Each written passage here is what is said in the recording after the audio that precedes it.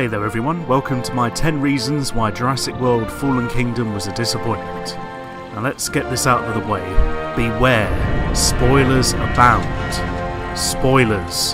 If you don't want spoilers for Fallen Kingdom, don't watch this video. Okay, let's go. Reason number 1. It pays tribute to the Lost World, but ignores Isla Sorna. In terms of the storyline and the themes, Fallen Kingdom most resembles the Lost World Jurassic Park, and pays tribute to it in a number of small ways. However, the entire second extinction storyline plays out as if there was only one island that has ever been used by InGen, namely Isla Nublar. Characters frequently talk about how they must save the dinosaurs from becoming extinct once again, thanks to the volcanic eruption threatening the island. However, people who have seen the previous films will know that this isn't the case. The setting of The Lost World and Jurassic Park 3 is Isla Sorna, another island 87 miles west of Isla Nublar that was used as a breeding and cloning centre for the dinosaurs before they were shipped to Isla Nublar for Jurassic Park. It's explained in The Lost World that a hurricane ripped through Isla Sorna at some point after the first film, causing the workers to evacuate and the dinosaurs to be set free. Are we just meant to forget now that there's a whole other island full of wild dinosaurs, one considerably larger than Isla Nublar?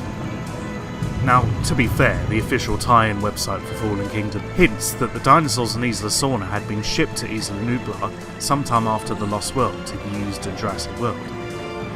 However, I find this to be dissatisfying for a couple of reasons. Firstly, rounding up all those dinosaurs, including at least 3 T-Rexes and a highly aggressive and powerful Spinosaurus, on such a big island would be a monumental task, and even once they arrived at Jurassic World on the smaller island, how would all those extra animals be contained?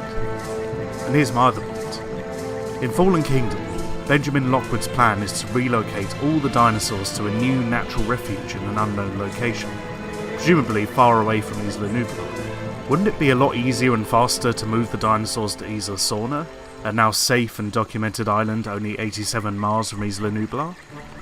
I also don't think it's very good storytelling to make online homework necessary in order to make your plot make sense in the world of the previous films.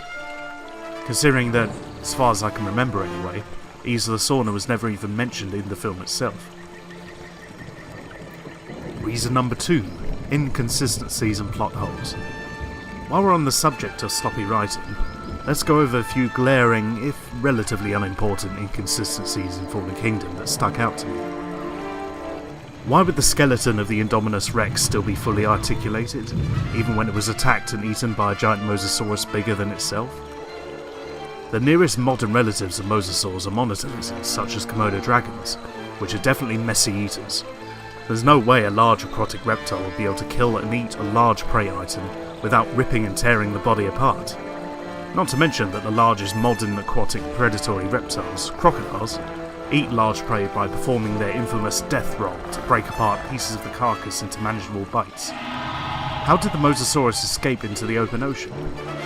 We know from various shots in the previous film and tie-in information that the man-made lagoon in which the creature was kept was landlocked, with no obvious access to the sea. How would Blue the Velociraptor instantly recognise the smell of flammable gas and know to run away from it? Come to think of it, why were those giant containers of toxic gas there to begin with? What purpose did they serve other than a plot point? How would a blood transfusion from a Tyrannosaurus save a Velociraptor? I recall there being a stupid line about only 2 or 3 fingered ones would be compatible, which makes no sense. Sure, the Velociraptor and Tyrannosaurus were both part of the Coelosaurian branch of theropod dinosaurs, but they were still very different animals. It would be like saving a bear by giving it a blood transfusion from a dog. You need to have very compatible donors and recipients in order for the blood not to be rejected. That's why blood types are so important. Also, wouldn't the crew on the ship have heard the commotion that Rexy made during that scene, given the immense strength demonstrated by the Jurassic Park Tyrannosauruses, and also the ease in which the T-Rex buck was able to break free on the venture in the Lost World? If Benjamin Lockwood was so important in the early development of Jurassic Park, and in the life of John Hammond, don't you think he would have been mentioned at least once in the previous films? I know they apparently had a falling out, but you'd think such a crucial and influential figure would have been name-dropped at some point. especially considering how often Hammond is name-checked in the films even after he dies. Reason number 3. The militarization of dinosaurs plot thread is stupid. Does anything more even need to be said on this point? Many other reviewers have pointed this out. Didn't these people learn anything from the Indominus? And besides, how effective can something like a velociraptor be in war if they are floored by a single handgun shot? Using dinosaurs in war would not be the least effective. They require a lot of space, they would be large targets, they would need a lot of feeding, care and maintenance, they would be extremely difficult to train, they would be unlikely to distinguish between human allies and human enemies, and comparing them, as the movie does, to plague rats, horses and elephants is hilarious. These dinosaurs would be too large and obvious to be used purely to spread disease. None of the genre we see in the film would have the necessary domestication, selective breeding, speed or very specific size to be used as steeds like horses. I suppose a Triceratops or a Sinoceratops could be used as a weaponized steed like an elephant, but there's a reason animals don't tend to be used much in modern warfare.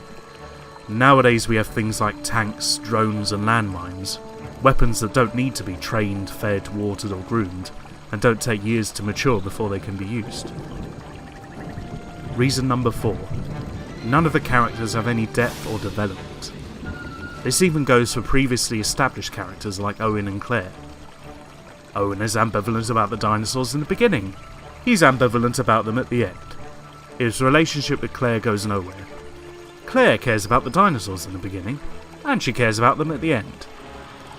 The villains are hammy, one-note and cartoonish, moustache-twirling villains, only caring about money and absolutely nothing else.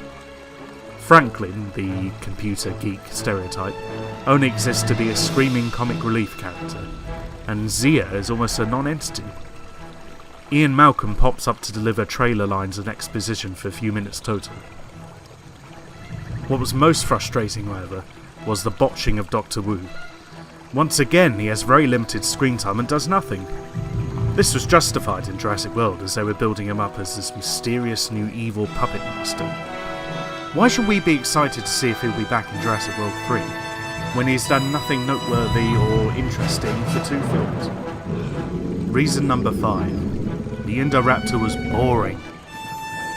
Sad to say, as I was interested to see what new things they would try out with this new dinosaur.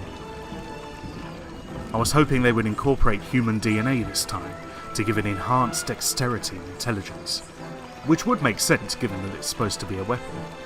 But nope. Basically, what you see is what you get when it comes to the Indoraptor. It's just a smaller Indominus, that's it. It displays absolutely no new abilities or tricks. And to be honest, it wasn't all that scary either. There's that one shot I actually thought was quite effective, in which it's slowly reaching a clawed hand over the girl as she hides in her bed. But apart from that, the Indoraptor was very underwhelming. Reason number 6. Maisie being a clone means nothing, and doesn't fit well into the series. The Jurassic Park series has of course always been about clones and the dangers of genetic power. But until now, it has always exercised restraint and stuck to animal cloning. It's always been about dinosaurs, simply put. Human cloning is arguably an entirely different can of worms that has very little relation to the Jurassic Park series.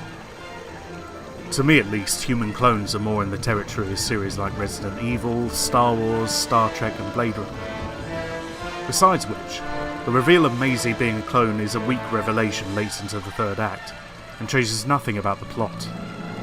We clearly see that the girl has a passion for and interest in dinosaurs anyway, so wouldn't she have cared enough to release them without being a clone herself? Reason number 7. There aren't many memorable set pieces. Now, what do I mean by set pieces?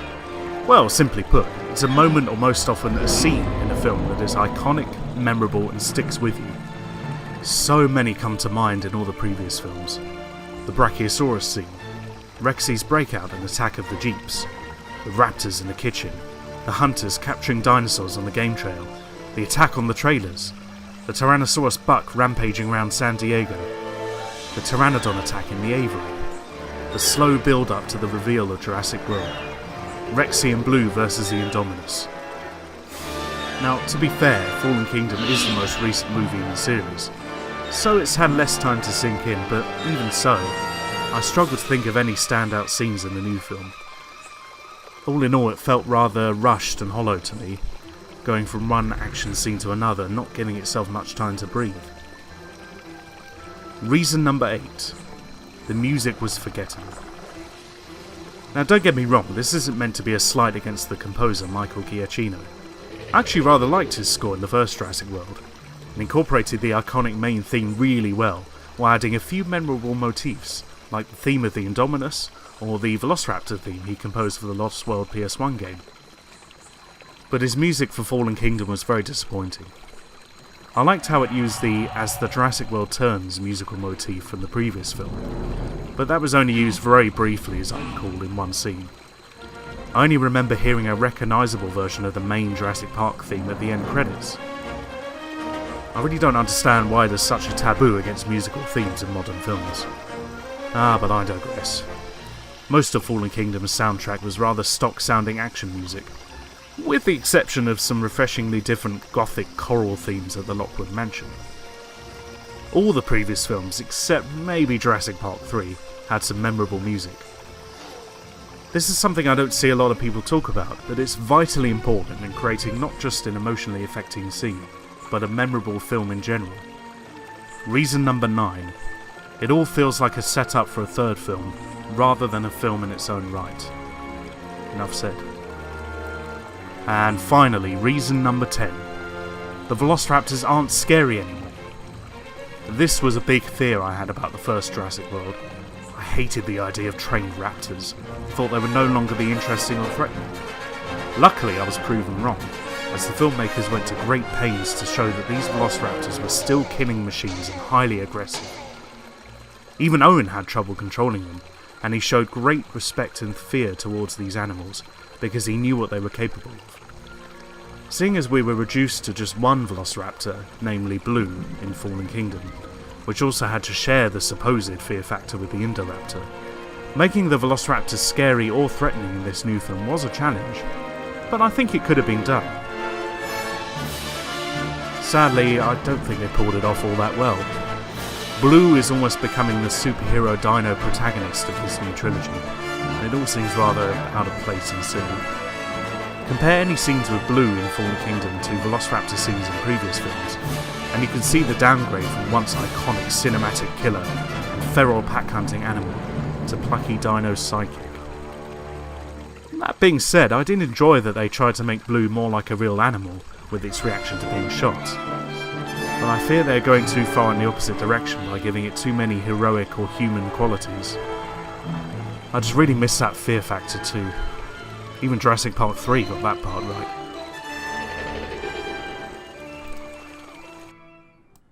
So those are my 10 reasons why I found Jurassic World Fallen Kingdom disappointing.